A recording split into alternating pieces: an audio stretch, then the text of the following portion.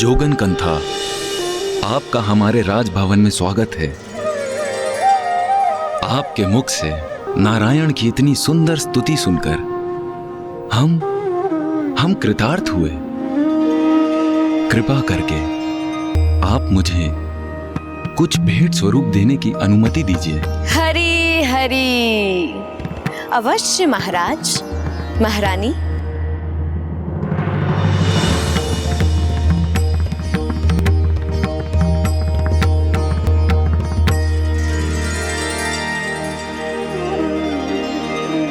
महाराज, महारानी, आपकी कन्या तो विवाह योग्य हो गई है। आप बिल्कुल उचित कह रही हैं जोगन कंथा। हमारी पुत्री पार्वती को आशीर्वाद दीजिए जिससे उसका विवाह शीघ्र संपन्न हो।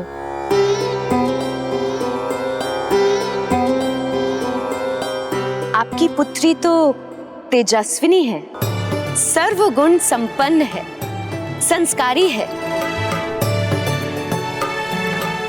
इनका वर बनने हेतु तो ब्रह्मांड के अनेकों सुकुमार रूपवान राजकुमार उपस्थित हो जाएंगे।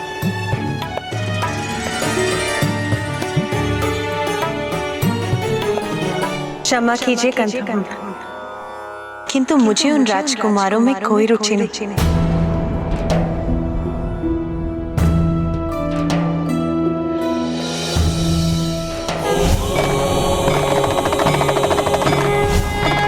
ओह, हरि हरि हरि, तो कोई एक है जो विशेष है, जिससे विवाह करने की इच्छा है तुम्हारी? माता, मुझे ऐसी पुत्री चाहिए जो महादेव की पत्नी बनने की अधिकारी हो। मैं तुम्हारी पुत्री बनकर तुम्हारी मनोकामना अवश्य पूर्ण करूंगी। नहीं जोगिनी माता, हमने हमारी पुत्री के लिए किसी विशेष वर का चुनाव नहीं किया है, किंतु हम हमारी पुत्री पार्वती के लिए एक अति उत्तम वर को ढूंढ रहे हैं।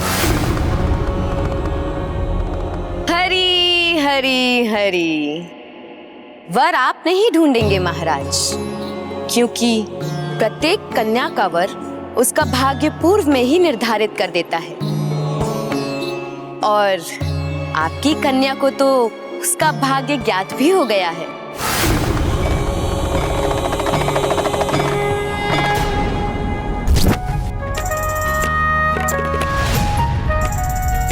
क्यों पुत्री, तुम्हारे मन में उसकी छवि है ना, जिसे तुम पति रूप में पाना चाहती हो?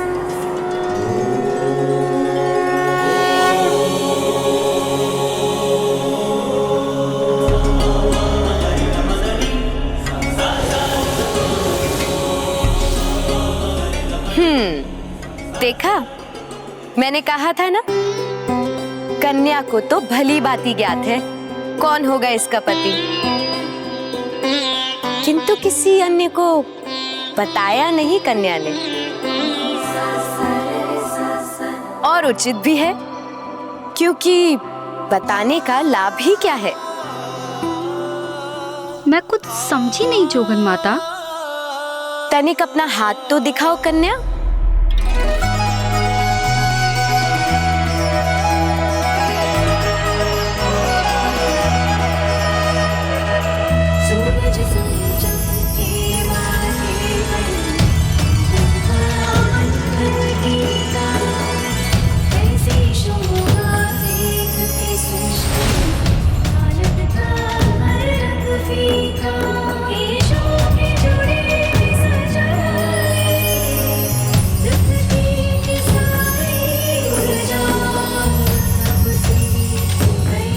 ऐसा क्यों आभास हो रहा है मुझे, जैसे स्पर्श से मैं पूर्व काल से ही परिचित हूँ। ये जोगन मुझे ऐसा आभास करा रही है जैसे दीर्घ काल से ही मेरे प्रेम और समर्पण का किसी से अटूट नाता हो।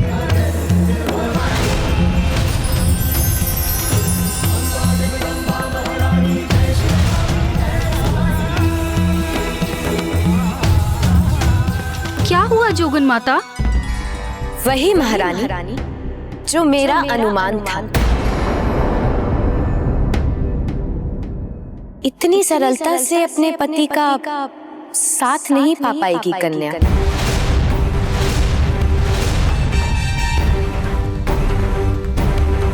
वो आपकी कन्या का भाग्य नहीं, क्योंकि उसके लिए इसे 3000 वर्षों तक कठिन तपस्या करनी होगी।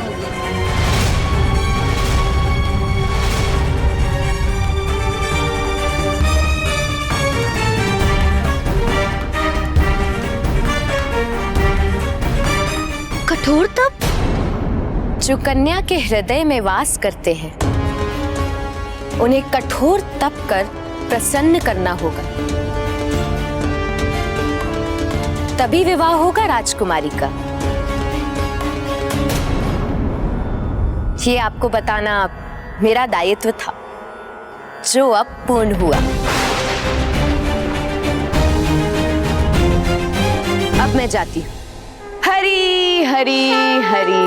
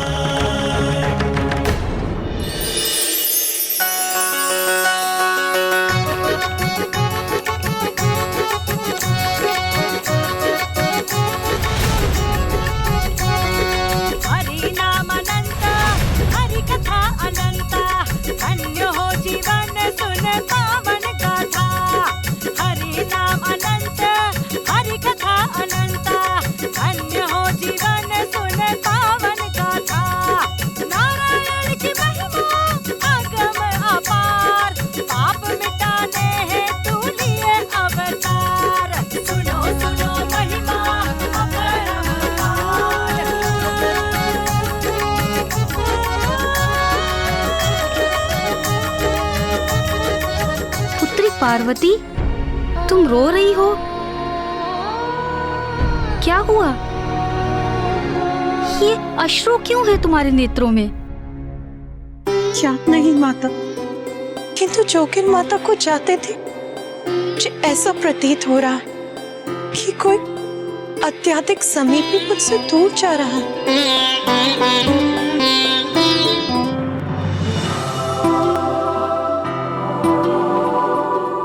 जोगन माता कंथा के कथन माता पार्वती के मन में गूंज उठे थे, इसीलिए माता पार्वती ने अपनी 2 प्रिय सखियों के साथ वन जाकर तप करने का निर्णय लिया।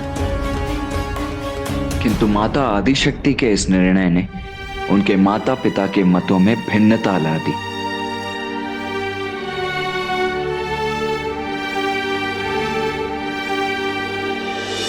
पिताश्री, मुझे आज्ञा दीजिए और आशीर्वाद भी कि मैं अपनी तपस्या संपन्न कर सकूं। पुत्री, मैं तुम्हें रोककर तुम्हें तुम्हारे भाग्य से दूर क्यों रखूं? सभी को अपने जीवन का लक्ष्य प्राप्त करने हेतु प्रयास करने का पूर्ण अधिकार है। मैं तुम्हें तुम्हारे इस अधिकार से वंचित कैसे रख सकता हूं? माँ, मत जाओ पुत्री, हठ मत करो, बड़ा कठिन होता है तब। तुम एक राजकुमारी हो, बचपन से ही समस्त सुख सुविधाओं में बड़ी हुई हो। वन में तपस्या में जो कष्ट होंगे उन्हें कैसे सहन कर पाओगी तुम?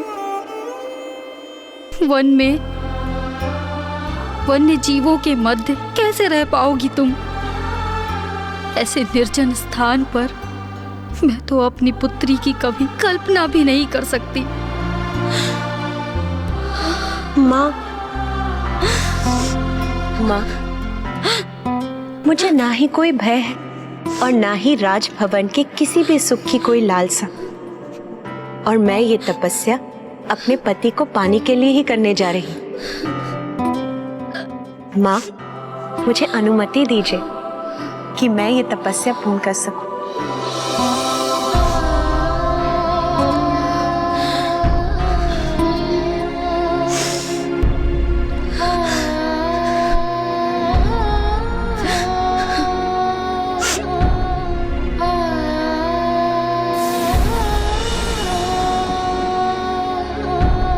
पुत्री,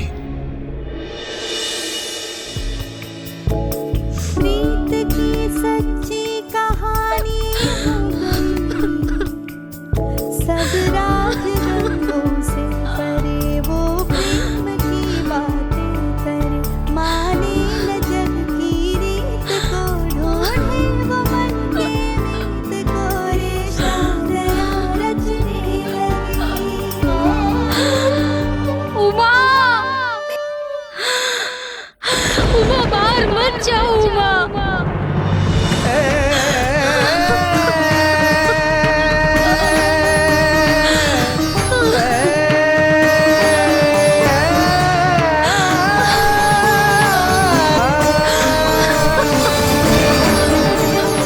देवी मैना,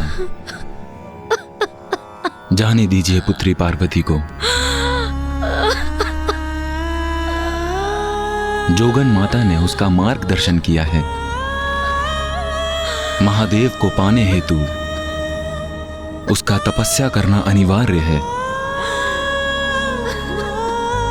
तप करने से उसे अपने जीवन में लक्ष्य की प्राप्ति होगी। इसीलिए पुत्री पार्वती को मत रोकिए, उसे अपने पथ पर अग्रसर होने दीजिए। जाओ पुत्री।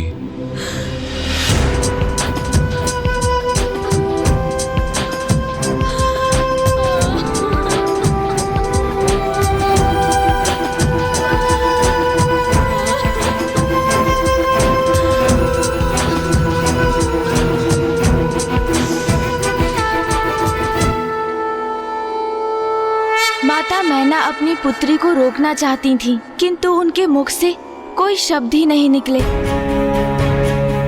और रुदन करते समय यदि वो कुछ कह सकी तो वो था उमा, उमा अर्थात रुक जाओ। इसीलिए तब से माता पार्वती को एक और नाम प्राप्त हुआ, उमा। अपनी पुत्री को कठोर तप हेतु वन जाते देख कितनी पीड़ा हुई होगी माता मैना को। अवश्य माता, ये तो सभी के लिए अत्यंत कठिन था, किंतु यही तो थी महादेव की वो परीक्षा जिसमें सफल होकर ही माता पार्वती उनका सानिध्य पा सकती थी।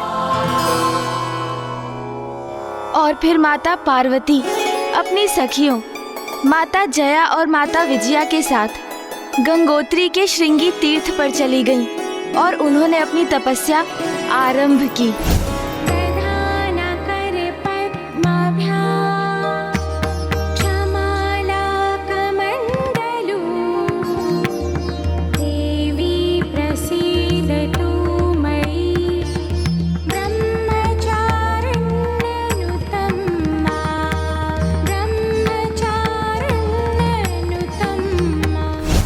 माता द्वारा महादेव का ध्यान करते ही उनके मुख से स्वतः पंचाक्षर शिव मंत्र ओम नमः शिवाय का निरंतर जाप करना आरंभ हुआ। किंतु माता ने अभी अपनी तपस्या आरंभ ही की थी कि तभी वहां अट्टासुर और नाराज पहुंच गए।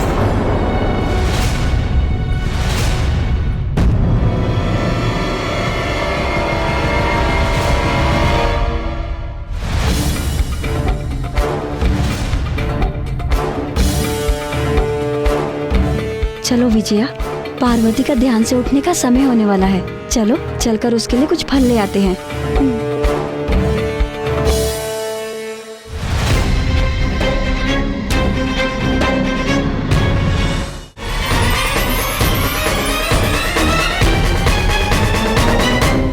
देवी आदि शक्ति अपनी तपस्या में लीन है, कहीं हमारे यहाँ होने का आभास न हो जाए उन्हें। अटासुर, यही है देवी आदि शक्ति?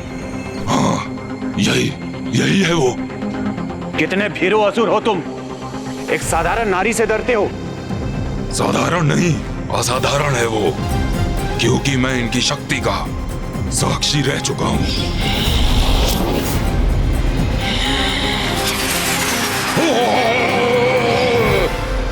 अच्छा, तो अब तुम और ये ये देवी आदि शक्ति मेरी शक्ति के साक्षी बनोगे, जो मेरे लिए अति उत्तम भी है, क्योंकि मैं इस नारी का वध कर महाराज तारकासुर के समक्ष तुम्हें एक मूर्ख और दुर्बल असुर प्रमाणित कर दूंगा।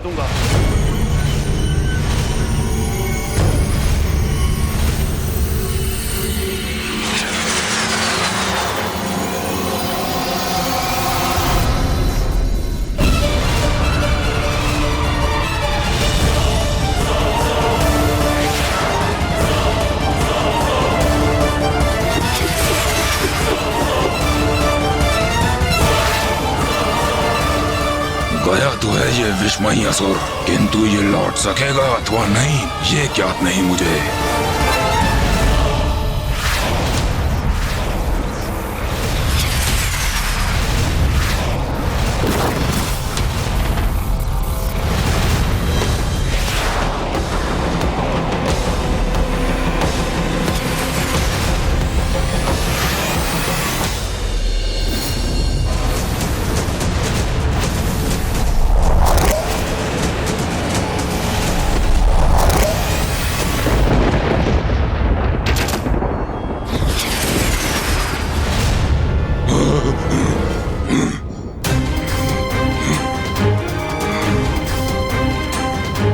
अब याद हुआ मूर्ख, मैं क्यों भयभीत हो रहा था? अब बता सकते हो मुझे, दुर्बल मैं हूं या तुम?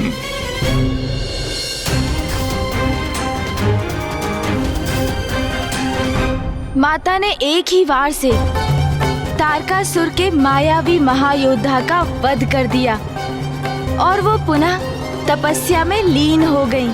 और जब अट्टासुर ने इसकी सूचना तारकासुर को दी तो वो ये सूचना पाकर और भी भयभीत हो गया, क्योंकि अब वो ये समझ चुका था कि यदि माता की तपस्या संपन्न हुई तो उन्हें महादेव का साथ प्राप्त होगा, और इसकी कल्पना भी उसके लिए असहनीय थी।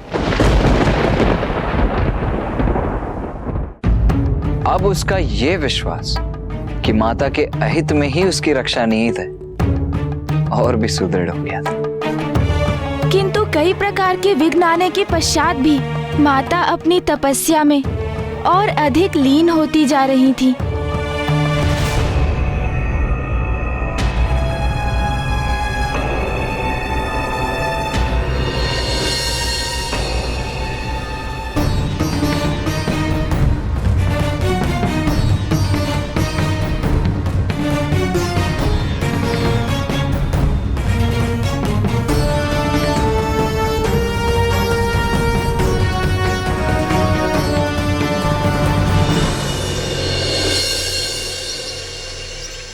वर्षा, ग्रीष्म और शीत ऋतुएं आती जाती रहीं, किंतु माता अपने स्थान पर स्थिर पंचाक्षर शिव मंत्र का निरंतर जाप करती रहीं।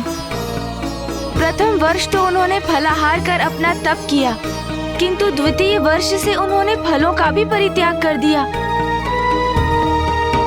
अब वो मात्र वृक्षों के पर्ण अर्थात उनके पत्तों का भोजन प्राप्त कर तप में लीन रहने लगी। और जैसे जैसे माता का तप और भी कठोर होता गया, उनके संपूर्ण व्यक्तित्व से एक प्रचंड ऊर्जा प्रस्फुटित होने लगी। इस मध्य दुष्ट तारकासुर माता की तपस्या भंग करने की मंशा से अपने अनेकों असुरों को भेजता रहा, किंतु वे बार बार असफल होते रहे। और फिर एक दिवस तारकासुर ने अपने अनुचर अट्टासुर के साथ माता के समक्ष जाने के लिए भेज दिया और एक नवीन असुर को।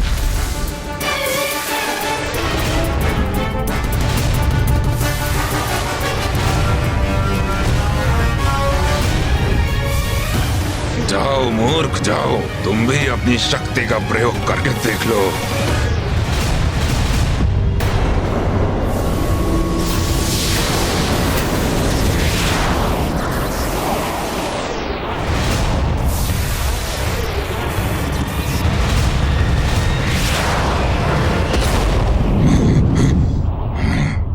एक और मूर्ख असुर का अंत हुआ, इसकी सूचना भी दे देता हूं महाराज तारकासुर को।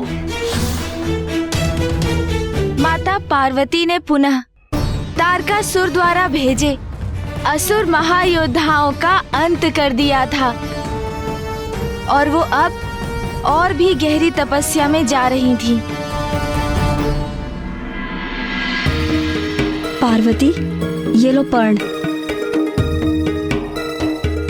और फिर एक समय ऐसा भी आया जब माता ने पर्ण अर्थात पत्तों के आहार का भी परित्याग कर दिया।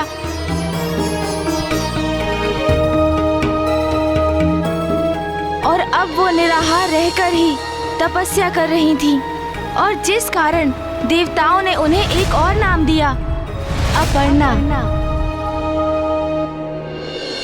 स्वामी, देवी पार्वती की कितनी कठोर परीक्षा ले रहे हैं महादेव। हाँ प्रिय, ईश्वर की प्राप्ति का तो एक ही मार्ग है, तपस्या। और मुझे पूर्ण विश्वास है कि देवी पार्वती कठोर तप के पश्चात अपने ईश्वर को प्राप्त कर ही लेंगी।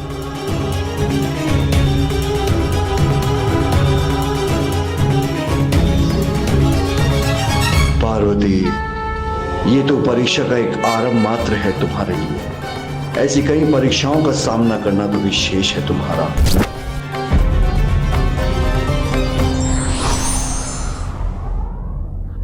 बिना श्रम और त्याग के कुछ भी प्राप्त नहीं होता। महादेव का सानिध्य और उनका साथ पाने के लिए माता ब्रह्मचारिणी ने कठोर तप करना आरंभ कर दिया। दिवस, मास और वर्ष बीतते गए, किंतु माता का तप चलता ही रहा। इतना कठोर तप करने के कारण माता की देह इस अवस्था में पहुंच चुकी थी कि अब माता अपने नेत्र तक नहीं खोलती थी।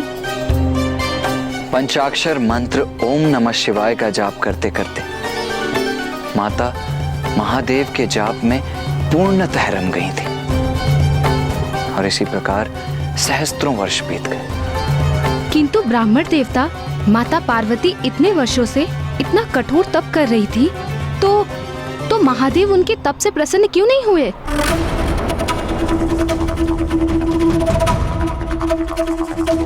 यही तो महादेव की परीक्षा थी माता।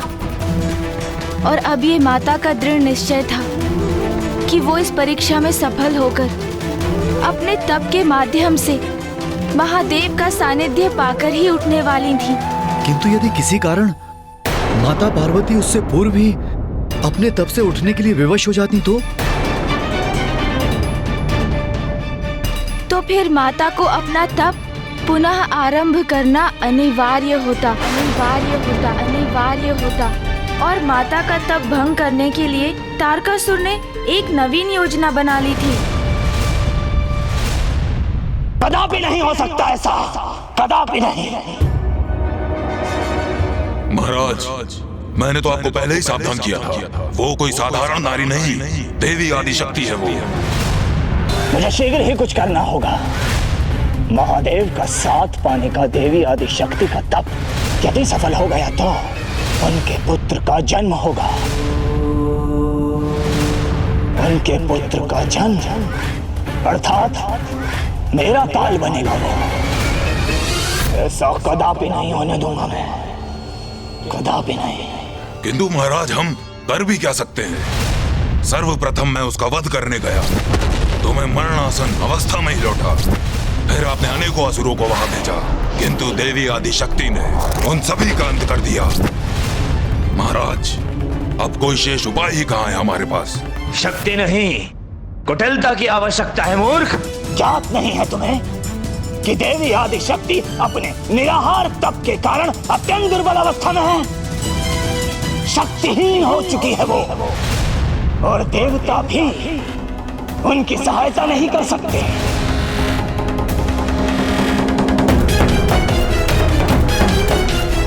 क्योंकि उन्हें तो यज्ञ के भविष्य से वंचित कर मैंने ही दुर्बल बना दिया।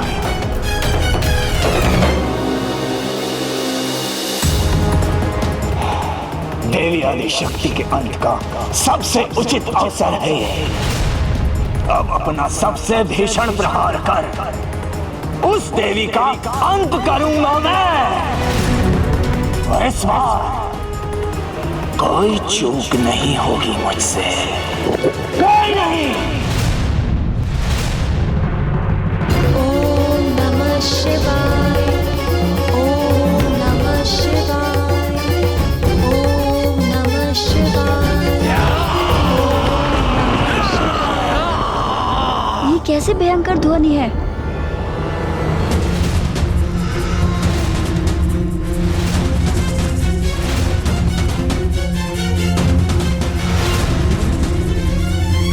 सखी जया, ये तो असुर इधर ही बड़े आ रहे हैं। इनकी ही पदध्वनि सुनाई दी थी हमें, परंतु हमारे रहते पार्वती तक नहीं पहुंच सकेंगे ये असुर।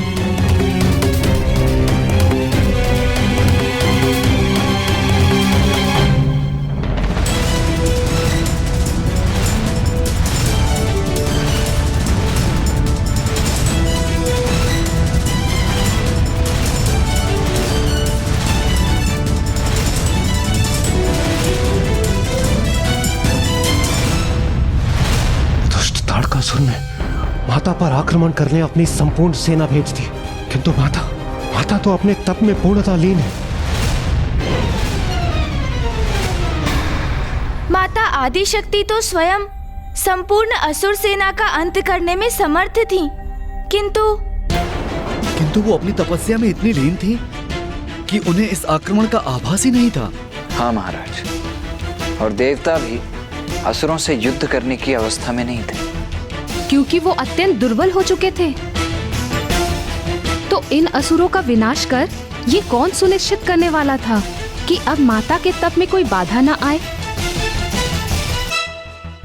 माता की कोई लीला अकारण नहीं होती महाराज। उनकी प्रत्येक लीला के पीछे छिपा रहस्य समय आने पर ही उजागर होता है।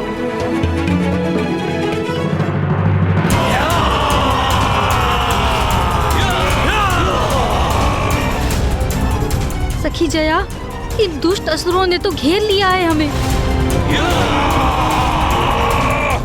हाँ, लेकिन हमारे रहते ये असुर पार्वती तक कदापि नहीं पहुंच सकते।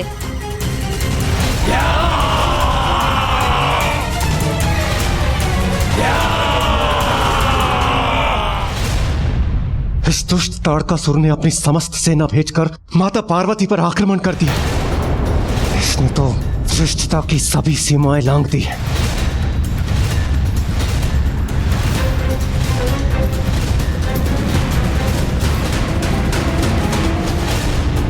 कारण कुछ भी हो, देवी पार्वती की तपस्या भंग नहीं होनी चाहिए, अन्यथा उन्हें अपना तप पुनः आरंभ करना होगा।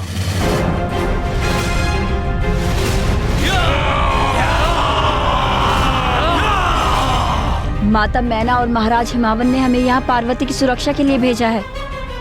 भले ही आज हमारे प्राण क्यों न चले जाएं, परंतु पार्वती का हित कदापि नहीं होने देंगे हम।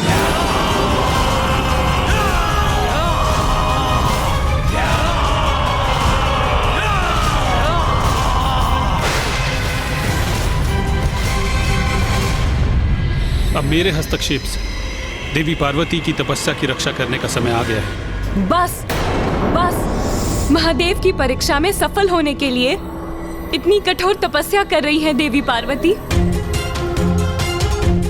किंतु ये कपटी दुष्ट ताड़कासुर इसी अवसर का लाभ उठाकर देवी पार्वती को क्षति पहुंचाने का प्रयास कर रहा है, किंतु मैं ऐसा कदापि होने नहीं दूंगी।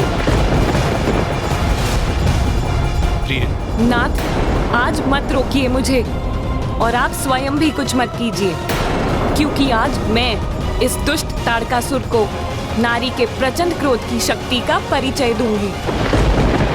उचित। देवता संकट में थे और ताड़कासुर का वध करने के लिए महादेव और माता पार्वती के पुत्र का जन्म अनिवार्य था। नारी शक्ति जागृत हो चुकी थी और माता लक्ष्मी ताड़कासुर के असुरों को ऐसा पाठ पढ़ाने के लिए तत्पर थी जिसकी उन असुरों ने कल्पना भी नहीं की थी।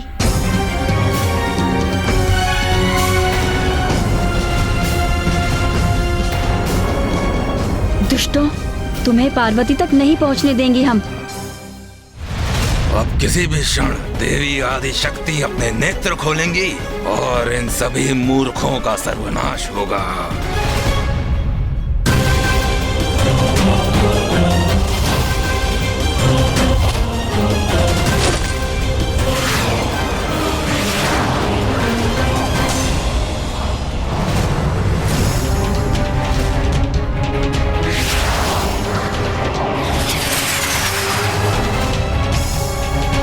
ये बाण तो बड़ी तीव्र गति से हमारी ओर बढ़ रहे हैं सखी विजया, इन्हें कैसे रोके हम?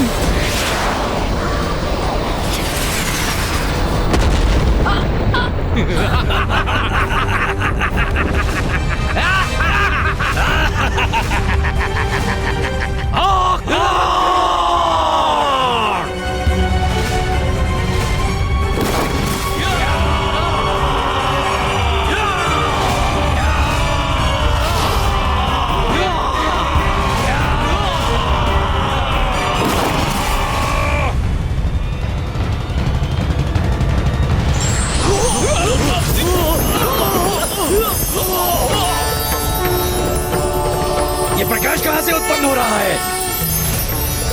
इससे हमारे नेत्र चौंधिया रहे हैं। दूर करो इस प्रकाश को।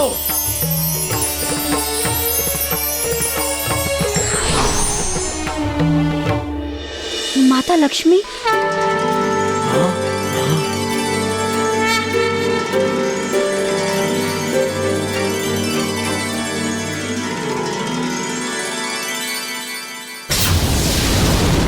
माता लक्ष्मी पहुंच गई वहां पर। उचित है, वहां पहुंचकर उन्होंने स्वयं ही इन असुरों को रोक दिया।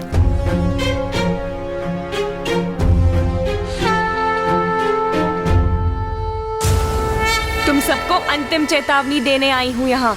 लौट जाओ यहाँ से। बहुत चर्चा सुनी थी किसी देवी आदि शक्ति की जो एक दृष्टि से असुरों का नाश करती है, किंतु वो तो एक परिहास ही है। क्योंकि मुझे तो दो अति सुंदर नारियां ही दिखाई दे रही हैं यहाँ, जो इन टहनियों से हमसे युद्ध करना चाहती है। और इन दोनों के पीछे एक अन्य दुर्बल नारी ध्यान में मग्न है। और अब तुम आई हो देवी, किंतु तुम्हारे हाथ में तो टहनियों जैसे शस्त्र भी नहीं है। मूर्ख असुर, तुम दुष्टों का अंत करने के लिए कोई अस्त्र शस्त्र की आवश्यकता नहीं है मुझे। तुम्हारा अंत करने के लिए एक नारी की शक्ति ही पर्याप्त है। बस, बहुत हुआ। अब अपने अनर्गल प्रलाप से मेरा समय व्यर्थ ना करो। जाओ सैनिकों, पकड़ के लाओ इन तीनों स्त्रियों को और मेरे सामने प्रस्तुत करो।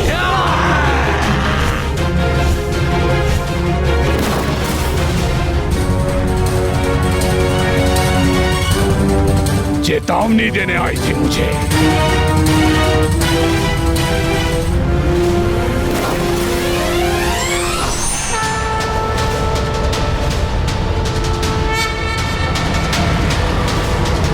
नारी के स्वभाव में कितना अनुरूप है तुम्हारा ये स्वभाव देवी।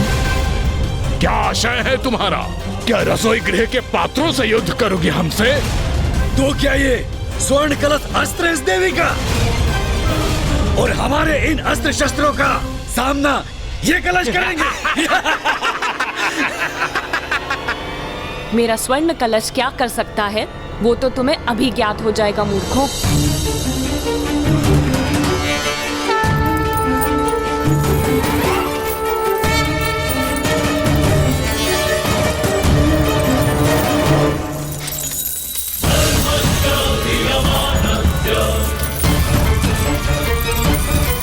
ये देवी स्वर्ण मुद्राओं की वर्षा क्यों कर रही है?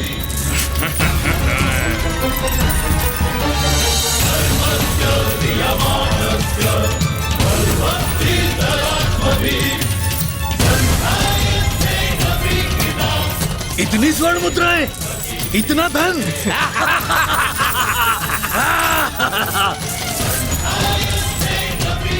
देवी लक्ष्मी की ये युक्ति तो अति उत्तम है। लालच तो असुरों का स्वभाव है। इन स्वर्ण मुद्राओं को देखकर मेरे भीतर भी लालच उत्पन्न हो रहा है।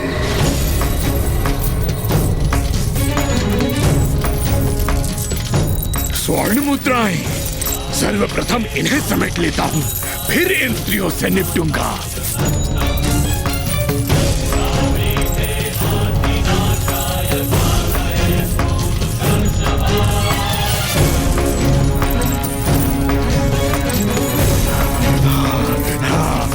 स्वर्ण मुद्राएं।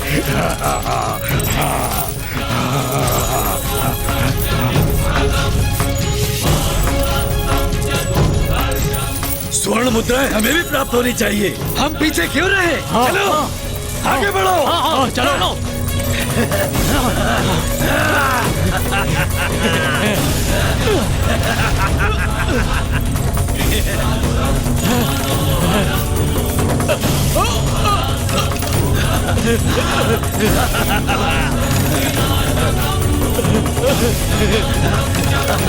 स्वर्ण मुद्रा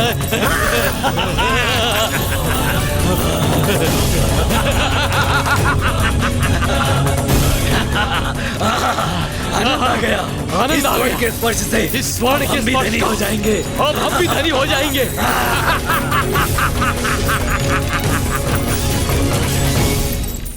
स्वर्ण मुद्राओं की इतनी बारिश से इतना दूर क्यों हूं मैं? इन मूर्खों को मैं यहाँ पर लेकर आया, इसलिए स्वर्ण पर सर्वाधिक मेरा अधिकार है। तो फिर मैं यहाँ किस निमंत्रण की प्रतीक्षा कर रहा हूँ? महाराज तारकासुर क्या देते हैं मुझे? सदैव इन व्यर्थ के कार्य हेतु भेज देते हैं, किंतु अब इन स्वर्ण मुद्राओं को समेटकर मैं भी धनी और शक्तिशाली बनूंगा, शक्तिशाली बनूंगा। इतनी स्वर्ण मुद्राएं एकत्रित कर ली मैंने, अब तो धन ही धन है मेरे जीवन में। अभी मैं और स्वर्ण मुद्राएं एकत्रित कर लेता हूँ।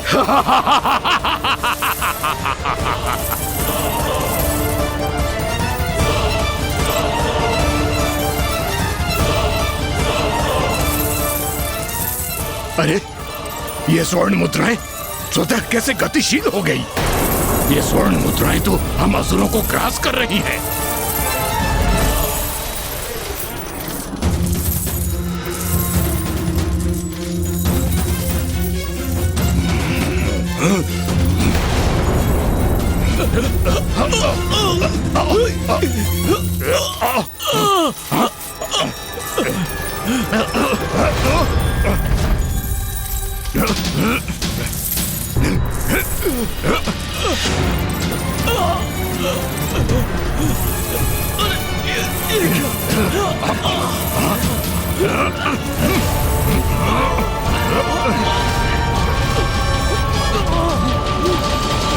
इन दुष्टों को उचित दंड दिया है देवी लक्ष्मी ने।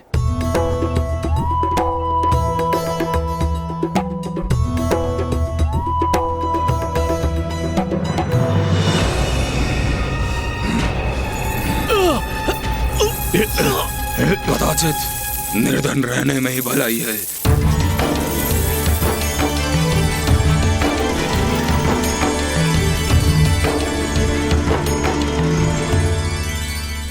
तुम्हें चेतावनी दी थी मैंने। ए नारी, हमारे पांव जकड़ लिए तो क्या हुआ? हाथ तो अभी भी हमारे मुक्त है और मैं इन्हीं हाथों से तुम्हारा अंत करूंगा।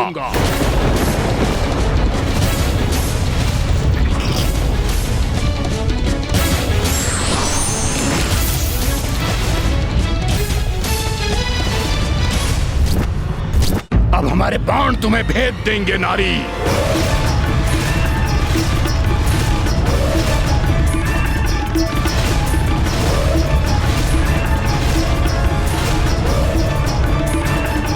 ये दुष्टासुर तो माता लक्ष्मी पर अपना लक्ष्य साध रहे।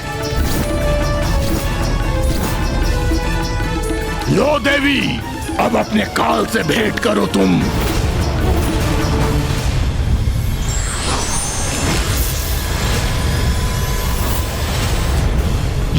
ये क्या कर रही हो देवी?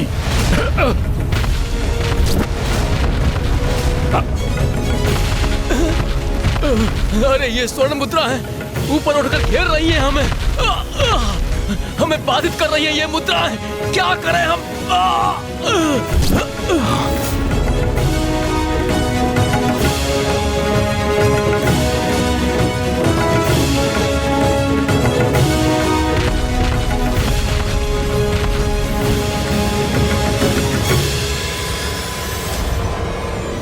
माता लक्ष्मी, इन असुरों को स्तब्ध कर माता पार्वती के तप की रक्षा करने के लिए आपको कोटि कोटि धन्यवाद।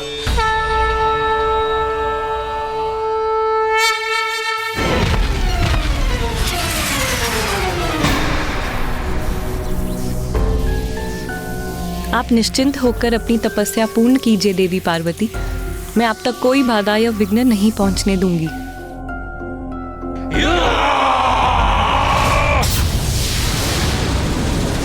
ये ध्वनि कहां से आ रही है?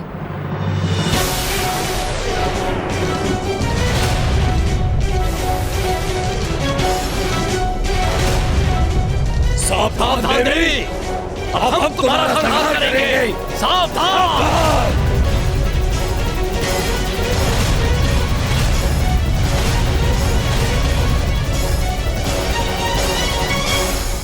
और असुर? तारकासुर ने और असुरों को भेज दिया ब्राह्मण देवता? हाँ महाराज। तो फिर क्या किया माता लक्ष्मी ने?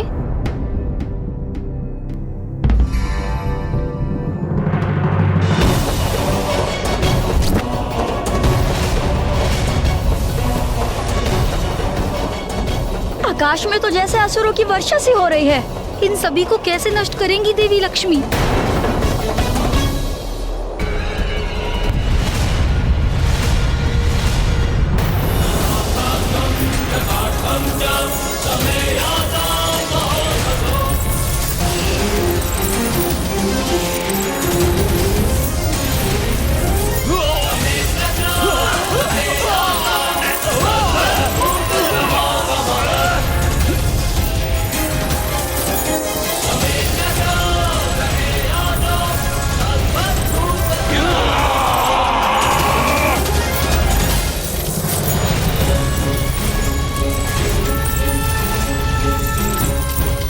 दूसरी ओर से भी असुर आने लगे हैं। असुरों की सेना हर ओर से आ रही है। इस प्रकार तो ये दुष्ट देवी पार्वती की तपस्या भंग कर ही देंगे।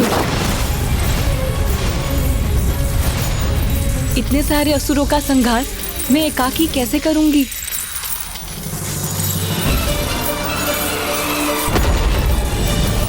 एकाकी नहीं देवी लक्ष्मी, अपितु हम दोनों मिलकर इनका संहार करेंगे।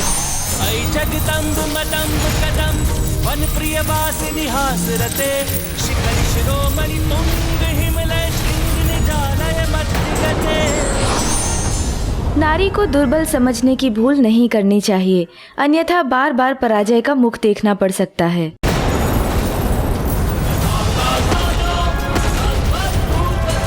सहस्त्रों वर्षों से देवी पार्वती तप पर स्थित है और ये दुष्ट इनका तप भंग करना चाहता है। इन असुरों की संख्या अधिक होने के कारण इन्हें रोकना भी मेरे लिए एक परीक्षा ही है।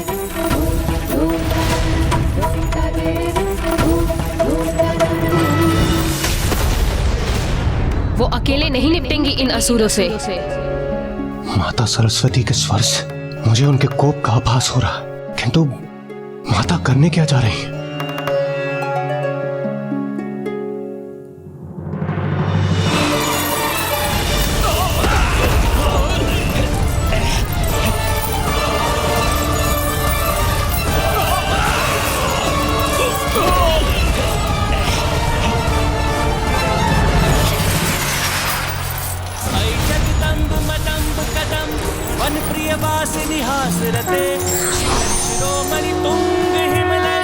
प्रणाम देवी सरस्वती।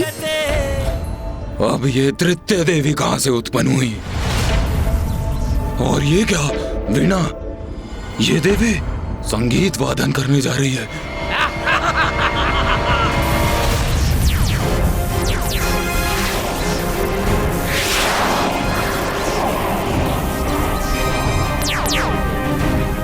वीणा से उत्पन्न ये स्वर्णिम कीड़े भला हमें क्या क्षति पहुंचा सकते हैं? इन कीड़ों को नष्ट कर दो, आगे बढ़ो और वध कर दो इन देवियों का।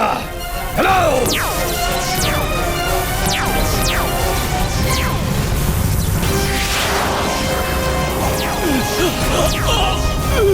अरे हम तो बंदी बन गए। इन स्वर्णिम कीड़ों ने हमें बंदी बना लिया। मुक्त करो हमें, मुक्त करो हमें।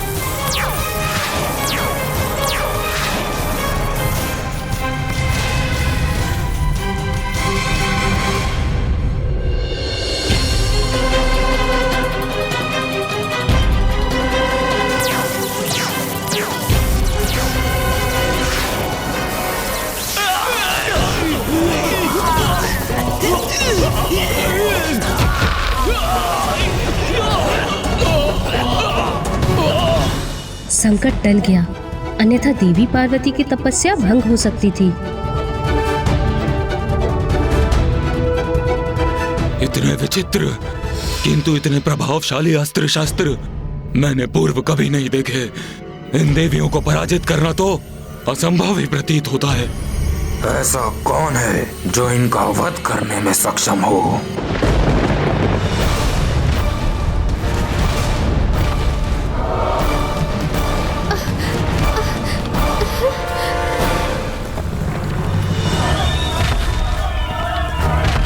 अब कौन आ रहा है यहाँ, जिसके पश्चात से ये भूमि कंपित हो रही है?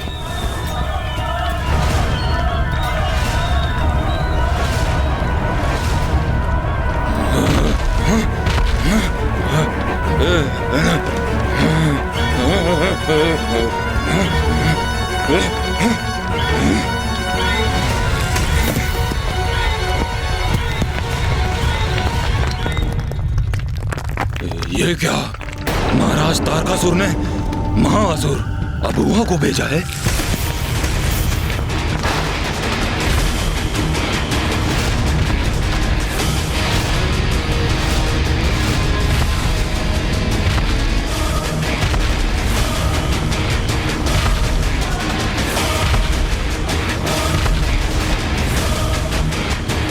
ये तो इस पर्वत की ओर आ रहा है जहां मैं स्थित हूं, और इस पर्वत को पार करके ये देवी आदि शक्ति तक पहुंच सकता है।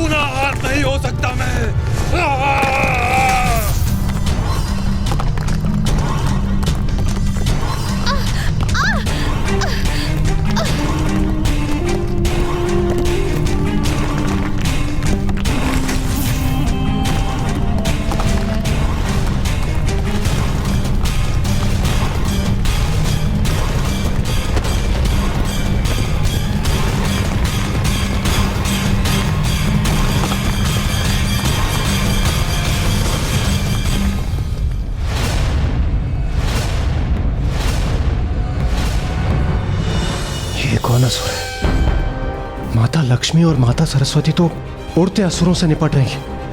अभी एक और नवीन असुर उत्पन्न हो गए। मुझे भय है कहीं असुर माता की तपस्या न भंग कर दे। यदि देवी पार्वती अपनी तपस्या से उठने के लिए विवश हुई तो वो महादेव की परीक्षा में कभी सफल नहीं हो पाएंगी।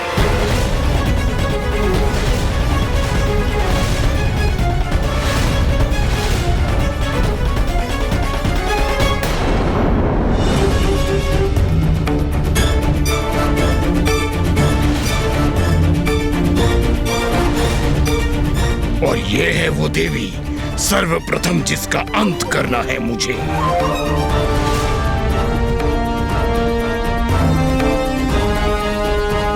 तो ये सब हो रहा है यहाँ देवियों, किंतु क्या तुम देवियों को यह ज्ञात नहीं कि महाराज से प्रतीक्षा करवाना सर्वथा अनुचित है? असुर महाराज तारकासुर इस प्रतीक्षा में है कि देवी आदि शक्ति की अंत की सूचना अब आएगी कि तब आएगी, और तुम तुच्छ स्त्रियां अपनी क्रीड़ा से उसमें विलंब उत्पन्न कर रही हो। किंतु कोई बात नहीं, अबुआ यहाँ प्रस्तुत है, और जो धैर्य धारण कर प्रतीक्षा करते हैं उन्हें उसका उचित फल भी प्राप्त होता है। और मैं अब महाराज की प्रतीक्षा को सार्थक करूंगा, और तुम तीनों देवियों का अंत कर एक के स्थान पर उन्हें 3 देवियों के अंत की सूचना दूंगा। एक अन्य विचार आया है मेरे मन में, क्यों ना मैं इस संपूर्ण सृष्टि का ही विनाश कर दूं, क्योंकि जब सृष्टि ही शेष नहीं रहेगी तो सदा के लिए तुम तीनों देवियों का भी अंत हो जाएगा।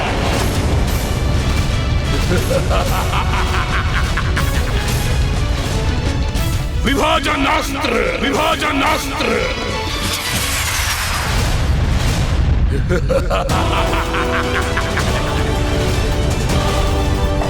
ये कौन सा अस्त्र है ब्रह्मदेव? ये वो अस्त्र है वायुदेव जो किसी को भी दो भागों में विभाजित कर सकता है।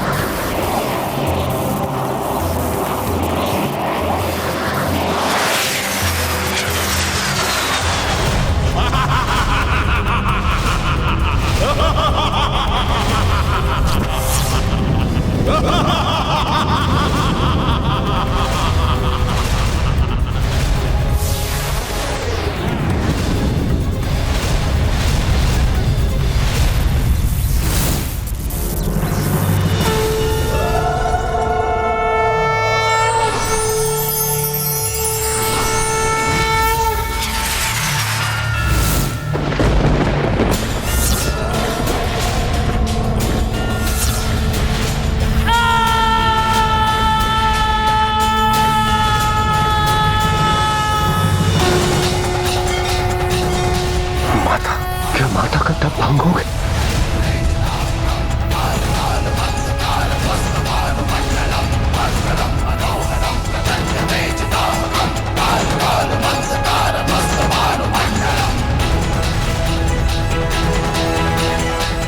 जिसका भय था वही हो, माता की तपस्या भंग हो गई।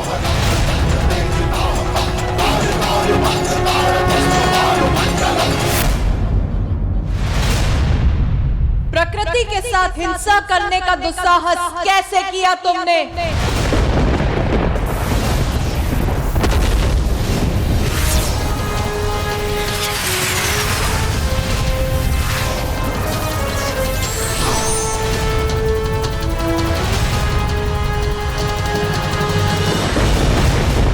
प्रकृति के साथ जो रोष उत्पन्न करता है उसका यही परिणाम होता है, सर्वनाश।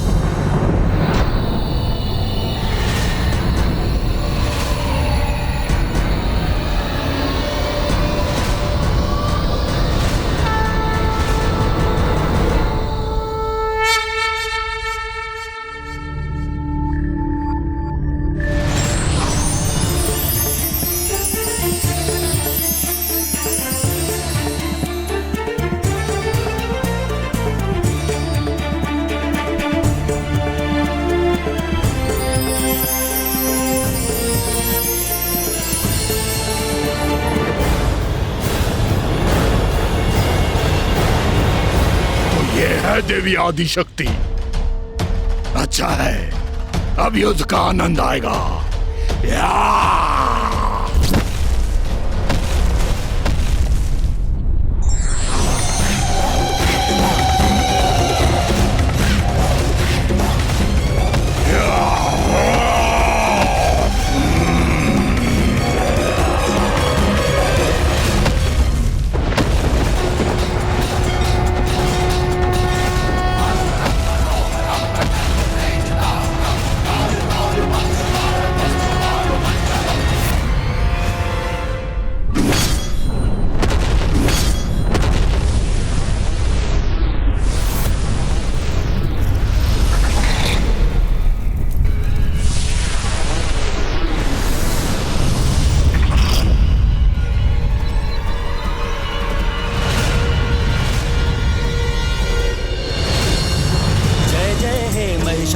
मर्दिनि रम्य कपर्दिनि शैल सुते मधुरे मधु कैटभ गंजिनि कैटभ भंजिनि रास रते जय जय हे महिषासुर मर्दिनि रम्य कपर्दिनि शैल सुते जय जय हे महिषासुर मर्दिनि रम्य कपर्दिनि शैल सुते जय जय हे महिषासुर मर्दिनि रम्य कपर्दिनि शैल सुते जय जय हे महिषासुर मर्दिनि रम्य कपर्दिनि शैल सुते। माता पार्वती ने असुरों का तो वध कर दिया, किंतु उनकी तपस्या भंग हो गई।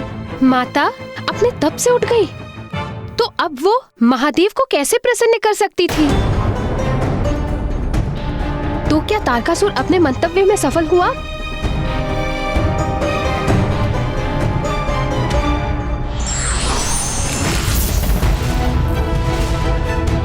जिसका भय था वही हो, माता की तपस्या भंग हो गई।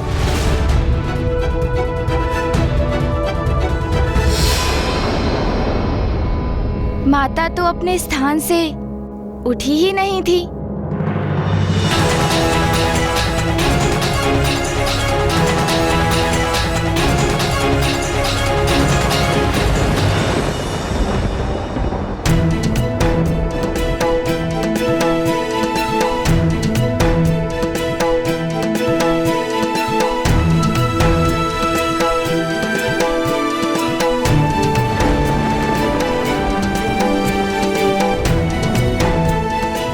माता, आपने इस असुर रूपी संकट का निवारण किया, आपको कोटि कोटि धन्यवाद।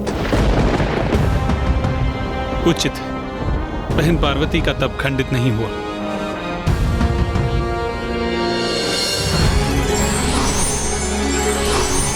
ये है माता आदिशक्ति की लीला।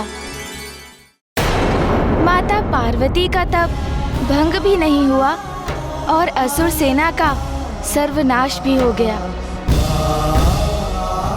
किंतु माता पार्वती का तप अभी संपन्न नहीं हुआ था, अर्थात महादेव की परीक्षा में वो अभी भी सफल नहीं हुई थी। और इस अवधि में देवता और भी अशक्त हो रहे थे और उन सभी के मन में एक ही प्रश्न उमड़ रहा था। ब्रह्मदेव, महादेव कब तक इस प्रकार माता पार्वती की परीक्षा लेते रहेंगे? हाँ नाथ, 30 सहस्त्र वर्षों से देवी पार्वती की इतनी कठोर तपस्या का फल अब उन्हें प्राप्त होना ही चाहिए। हाँ प्रिय, आप सर्वथा उचित कहती हैं, किंतु ज्ञात नहीं महादेव इतनी प्रतीक्षा क्यों करवा रहे हैं।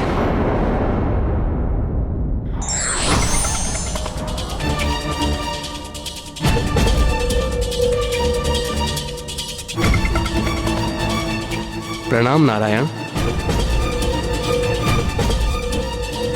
देवराजेंद्र, अब और विलंब उचित नहीं।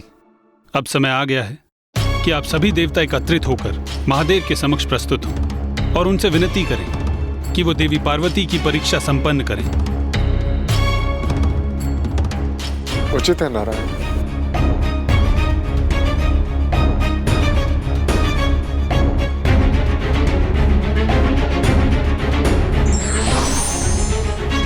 नारायण, हमें भी महादेव से निवेदन करने जाना चाहिए। नहीं ब्रह्मदेव, आपको जाना तो है, किंतु महादेव के समक्ष नहीं, अपितु कहीं और एक अत्यंत महत्वपूर्ण कार्य करने। आपको तारकासुर के समक्ष जाना है और उसे कार्य करने के लिए तैयार करना है। तारकासुर? ये आप क्या कह रहे हैं नारायण? मैं जाऊं तारकासुर के निकट? किंतु क्यों? क्यों ब्रह्मदेव? आपने ही उस दुष्ट को वरदान दिया था ना, और आप तो उसके आराध्य हैं। तो आपका सुझाव नहीं स्वीकार करेगा तो भला किसका करेगा? ब्रह्मदेव, एक दीर्घ अवधि से मेरी बहन पार्वती महादेव को प्रसन्न करने के लिए कठोर तपस्या कर रही है, जिससे महादेव प्रसन्न होकर उनसे विवाह करें, जिसके उपरांत उनका पुत्र उत्पन्न हो, जो तारकासुर का अंत करके सृष्टि को इस महासंकट से मुक्त करे। तो आप भी इतना योगदान तो दे ही सकते। ब्रह्मदेव, आप स्मरण रखिए, प्रत्येक बार जब भी आपने या महादेव ने किसी असुर को वरदान दिया है और जो उससे संकट उत्पन्न हुआ, उसका निवारण मैंने अथवा मेरी बहन ने ही किया है। और यह तो सर्वथा स्पष्ट है कि तारकासुर कभी भी अपनी दुष्टता से पीछे नहीं हटेगा। वो महादेव और देवी पार्वती के संयोग की संभावना को मिटाने हेतु वो कोई प्रयास नहीं छोड़ेगा। इसलिए हमें उसके मन को भटकाकर उसकी कुबुद्धि को कहीं और व्यस्त रखना होगा। और ये कार्य आपसे उत्तम कौन कर सकता है?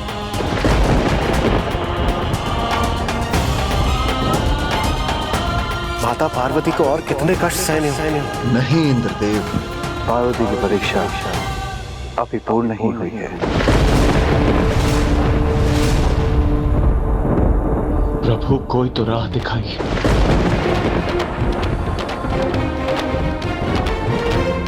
हमसे उनकी अवस्था नहीं देखी जाती प्रभु।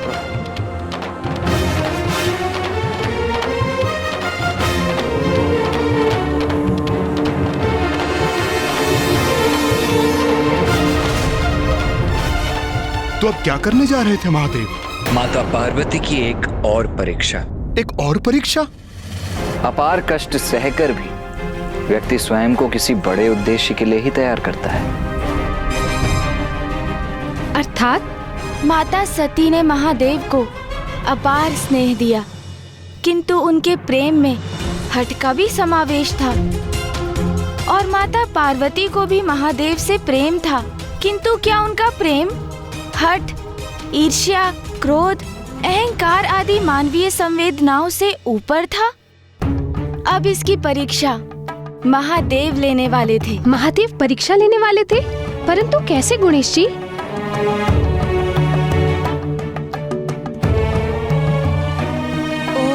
नमः शिवाय, ओम नमः शिवाय, ओम नमः शिवाय, ओम नमः शिवाय।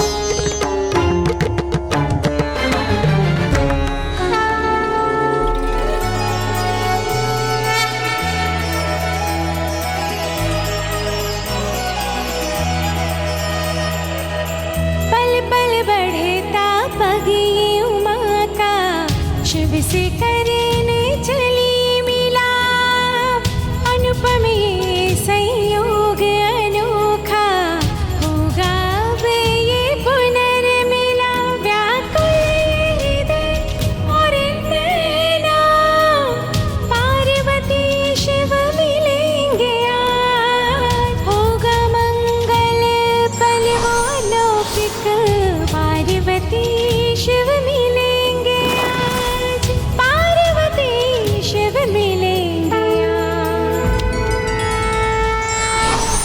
कठिन परीक्षा और प्रयत्न के उपरांत ही मनचाहा परिणाम प्राप्त किया जा सकता है। ईश्वर अपनी लीला के माध्यम से यही संदेश देते हैं।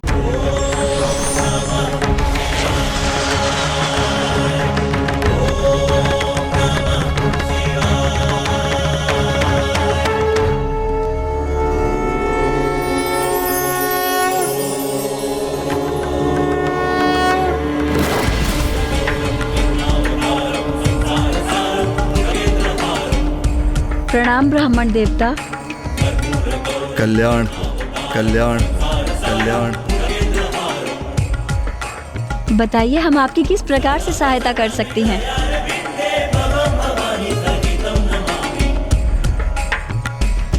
मैं तो एक साधारण ब्राह्मण हूँ जो इस मार्ग से जा रहा था और मुझे एक अद्भुत तेज का आभास हुआ। ऐसा तेज जो एक कठोर तपस्या के बाद ही उत्पन्न हो सकता है। उत्सुकतावश मैं इस ओर खींचा चलाया। आपका अनुमान सर्वथा उचित है ब्राह्मण देवता। महाराज हिमावन की पुत्री देवी पार्वती यहाँ अपना तप कर रही हैं।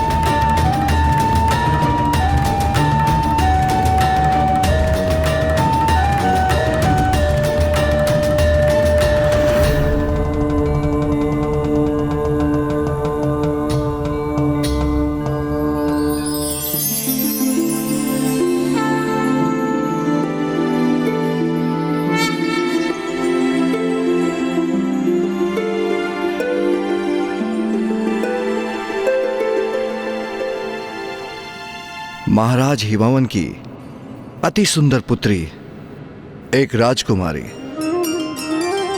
इतनी युवावस्था में इस वन में कठोर तपस्या कर रही है। भला क्यों? आपके पिताश्री तो अत्यंत संपन्न है, धनवान है, हिमालय पर्वत के राजा हैं। आपकी सभी इच्छाओं को क्षण भर में पूर्ण कर सकते हैं।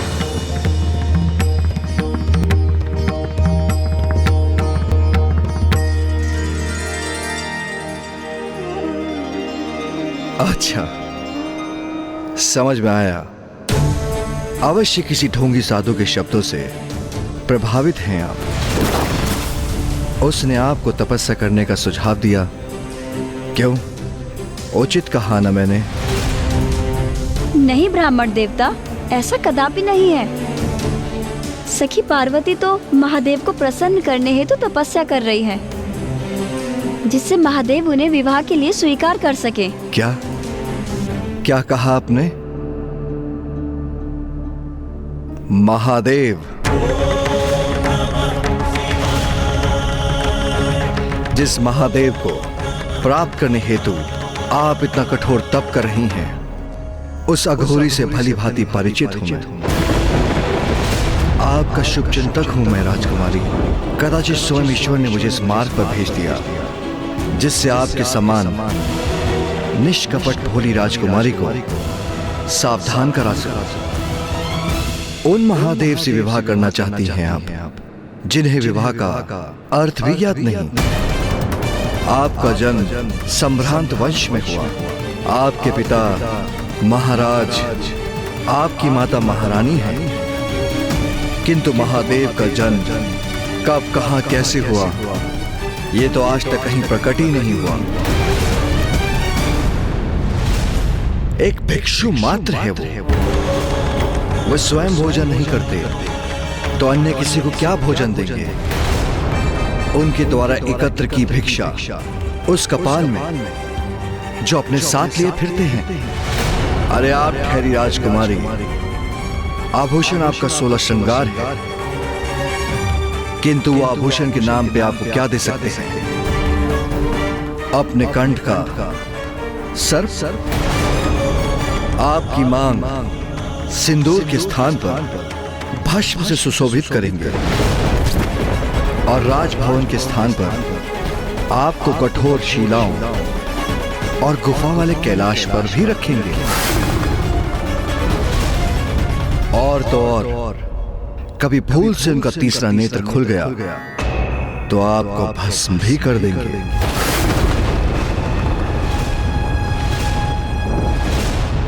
उस अघोरी से आपके इस तथाकथित विवाह के उपरांत क्या वो आपके साथ कैलाश में भी रहेंगे, अथवा आपको ही उनके साथ शमशानवासी बनना होगा?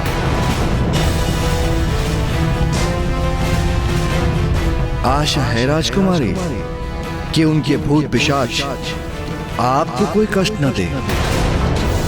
और सुना तो ये भी है कि वो सदाई खोए रहते हैं, वर्षों तक ध्यान में लीन रहते हैं। और आप तो अभी से मृत पशु के चर्म को अपने शरीर पर धारण करने का अभ्यास कीजिए। और धारण ना भी करें तो उनकी दुर्गंध सहने के लिए तैयार हो जाइए, क्योंकि आपके वो शिव उसे धारण करना नहीं छोड़ेंगे।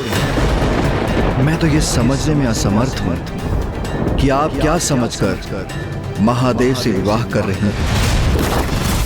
इतनी सुंदर राजकुमारी हैं आप, महादेव के नाम का जाप कर इतनी कठोर तपस्या कर किस अवस्था में पहुंच गई हैं आप? जिन महादेव के विवाह के पूर्व ही आपकी ये दशा कर दी, वो विवाह के उपरांत आपको क्या सुख देंगे? आपको क्या सुख देंगे? आपको क्या सुख देंगे? महादेव माता पार्वती को उकसा रहे थे और माता पार्वती प्रतिपल और क्रोधित होती जा रही थी। और दूसरी ओर ब्रह्मदेव तारकासुर के राजभवन पहुंचकर नारायण की योजना को क्रियान्वित करने जा रहे थे। एक बार पुनः मेरे असुरों ने निराश किया मुझे और उस देवी ने एक संपूर्ण सेना को नष्ट कर दिया। मेरे सबसे शक्तिशाली महाअसुर अभुआ का वध कर दिया उस देवी ने। तुम्हारी समस्त शंकाएं एक एक कर सत्य हो रही हैं तारकासुर। कौन है? कौन है? कौन है जो मेरे विचारों को पढ़ रहा है?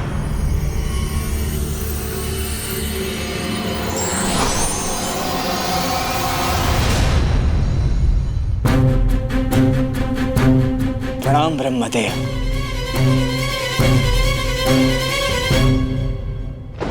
तुम्हारी चिंता भली भांति ज्ञात है मुझे। तुम मुझसे कुछ भी नहीं छिपा सकते हो तारकासुर। क्या सोचा था तुमने? तुम मुझसे ऐसी अवस्था में मृत्यु का वरदान मांगोगे जो सर्वथा असंभव प्रतीत होगा और तुम अमर हो जाओगे। क्यों? सत्य कह रहा हूं ना मैं।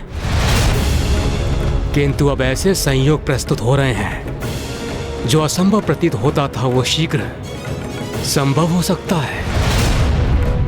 महादेव देवी आदि शक्ति अर्थात देवी पार्वती से विवाह करेंगे। इसकी संभावना बढ़ती जा रही है। यदि महादेव ने देवी पार्वती से विवाह किया तो उनका पुत्र भी अवश्य होगा और वही पुत्र बनेगा तुम्हारा काल। बनेगा तुम्हारा काल। बनेगा तुम्हारा काल हूं तुम्हारा। शीघ्र जन्म लेकर तुम्हारा वध करूंगा मैं। किंतु मैं अपने सबसे बड़े और महान भक्त के साथ ऐसा कदापि नहीं होने दूंगा। इसलिए इस बार मैंने हस्तक्षेप करने का निर्णय लिया है। एक और ब्रह्मदेव जहां तारकासुर को अपनी योजना में उलझा रहे थे, वहीं महादेव द्वारा ली जाने वाली परीक्षा माता के लिए और कठोर होती जा रही थी। देखिए राजकुमारी, प्रतीत होता है आप एक कल्पना की उड़ान से रचित संसार में जी रही हैं। महादेव की वास्तविकता से पूर्णतः अनभिज्ञ हैं। अपने सुंदर नेत्र खोलिए और सत्य देखिए राजकुमारी। महादेव की विवाह के उपरांत आपको कष्ट ही कष्ट सहने होंगे। राजभवन में रहती हैं आप और महादेव से विवाह के उपरांत आपको शिलाओं पर रहना होगा। इतने सुंदर रथों पर आरूढ़ होती हैं आप, और महादेव का वाहन क्या है? वो वृद्ध बैल।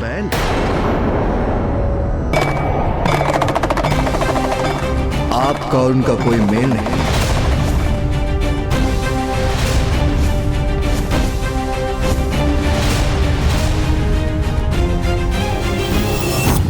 बार बार नारायण आदि शक्ति मेरे असुरों को दिए वरदान का तोड़ जो ढूंढ लेते हैं, इस बार तुम्हारे माध्यम से मैं प्रमाणित करना चाहता हूं कि मैं उनसे कहीं अधिक श्रेष्ठ हूं। मैं तुम्हारी सहायता करूंगा तारकासुर।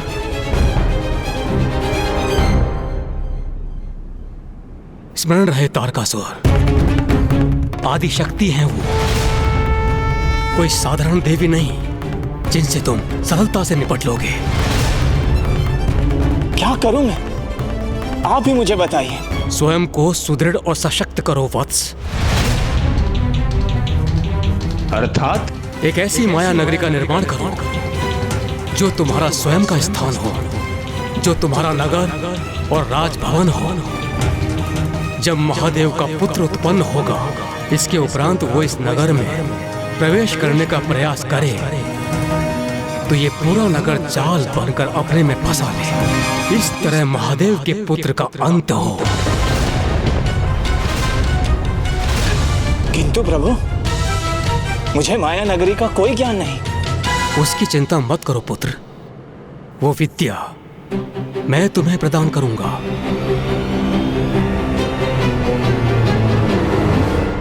कोटि कोटि धन्यवाद प्रभु आपका।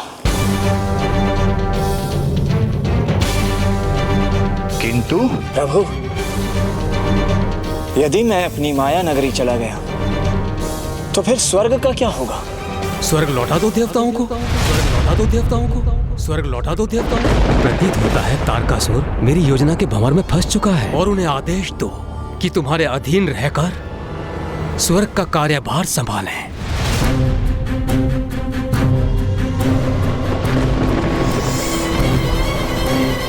तो उस अवस्था में मुझे ये वरदान दीजिए प्रभु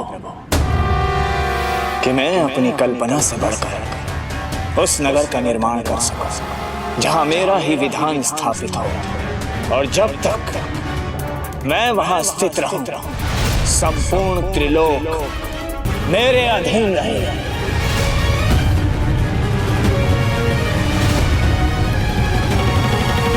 तथास्तु, तथास्तु, तथास्तु। धन्यवाद प्रभु।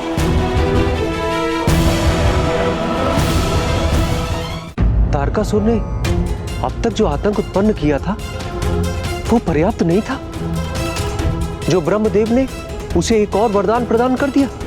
महाराज, इस वरदान के पीछे ब्रह्मदेव और नारायण की एक द्विपक्षीय रणनीति थी। प्रथम कि देवता स्वर्ग पर अपना अधिकार पुनः स्थापित कर सके, और द्वितीय कि तारकासुर अपने नगर के निर्माण में व्यस्त हो जाए, उसका मन भटका रहे, जिससे देवताओं को कुछ और अवकाश प्राप्त हो, जिस अवधि में महादेव और माता पार्वती का विवाह भी संपन्न हो जाए। किंतु विवाह के लिए तो सर्वप्रथम माता पार्वती को महादेव की परीक्षा में सफल होना होगा ना? हाँ माता, आप सर्वथा उचित कह रही हैं। किंतु अभी कैसी परीक्षा ले रहे थे महादेव कि माता का क्रोध उनके चरम पर ही पहुंच रहा था? क्षमा कीजिए ब्राह्मण देवता, आपका सम्मान करना मेरा धर्म है, इसीलिए मैं आपको कुछ नहीं कह रही हूँ। किंतु आपको मेरे समक्ष महादेव की निंदा करने की अनुमति नहीं है।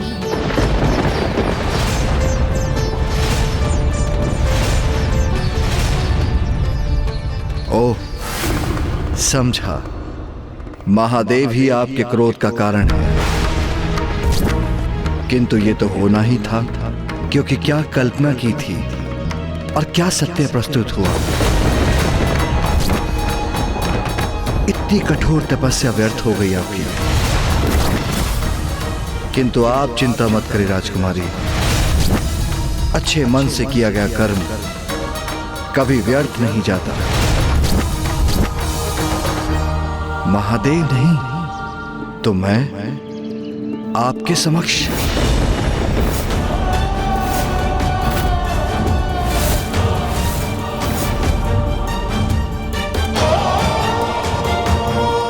ये आप क्या कह रहे हैं ब्राह्मण देवता? आपका कथन सर्वथा अनुचित है। अनुचित क्यों? मैं तो सर्वथा उचित कह रहा हूं। मैं ब्राह्मण अवश्य हूं, किंतु राजकुमारी को उत्तम भोजन दे सकता हूं और मैं राजकुमारी को उत्तम भवन का निवास भी दे सकता हूं और आभूषण भी प्रस्तुत कर सकता हूं और समाज में प्रतिष्ठा भी प्रदान करा सकता हूं और ये सब आपको वो अघोरी नहीं दे सकता राजकुमारी। इसलिए महादेव का विचार त्याग कर मुझसे विवाह कीजिए।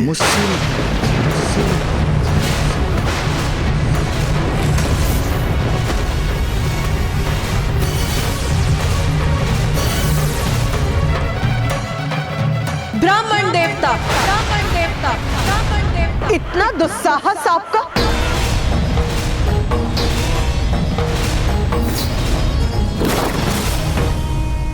क्रोध त्यागिए सुंदरी और स्वीकार कीजिए मुझसे मेरे विवाह का प्रस्ताव। मुझसे भेंट होना तो सौभाग्य था आपका, अन्यथा महादेव से विवाह करके अनेकों कष्ट सहने पड़ते आपको।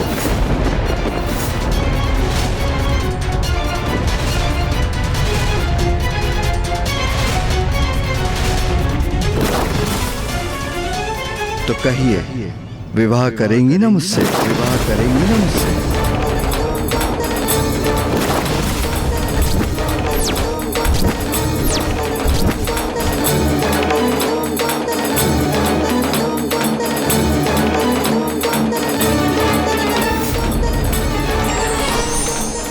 महादेव, इन ब्राह्मण देवता को शांत कराइए स्वामी। इनके अनुचित शब्द मेरे हृदय को बेध रहे हैं। मुझे ज्ञात है पार्वती, ये तुम्हारे लिए कष्टदायी होगा, किंतु ये वो परीक्षा है जिसके द्वारा ही तुम स्वयं को सिद्ध कर सकती हो और ये परीक्षा तुम्हें देनी ही होगी। ब्राह्मण देवता इतनी दुष्टता कर पार्वती को क्यों उकसा रहे हैं? कहीं पार्वती ने इन ब्राह्मण देवता पर अपना क्रोध व्यक्त कर दिया तो तपस्या के उपरांत कितना बड़ा अपराध हो जाएगा।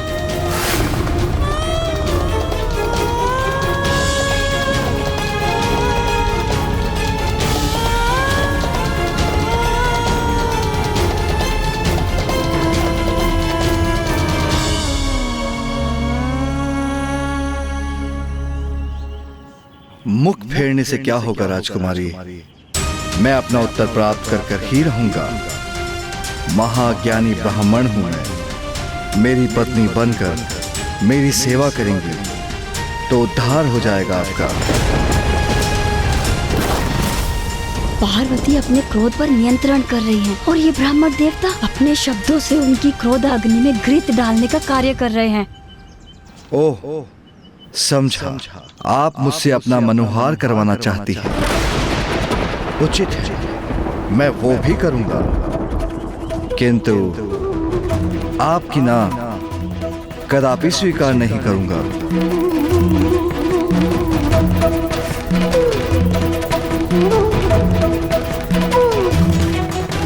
मैंने अपार सहनशीलता का परिचय दिया है, किंतु ऐसे अनुचित शब्द कब तक सहूंगी मैं? ये मेरी कैसी परीक्षा है स्वामी? उत्तर दीजिए सुंदरी। व्यक्तित्व भी अत्यंत आकर्षक है मेरा।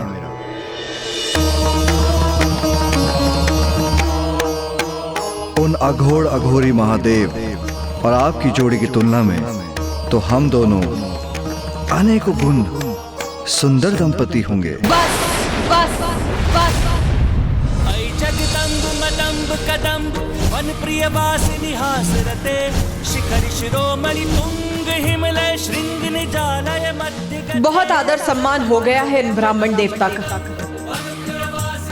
किंतु अब एक क्षण भी यहाँ रुककर इनका अनर्गल प्रलाप और नहीं सहूंगी मैं। जो मेरे स्वामी महादेव की निंदा करेगा वो तो महापाप का भागी होगा, किंतु जो उनकी निंदा का श्रवण करेगा वो भी तो पाप ही करेगा। चलो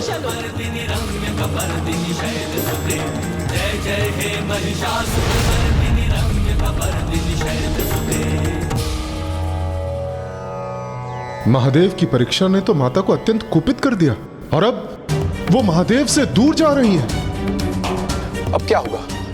अब माता का क्रोध शांत कैसे होगा? इतनी बड़ी भूल मत करो कन्या, मुझसे मुख फेर कर मत जाओ।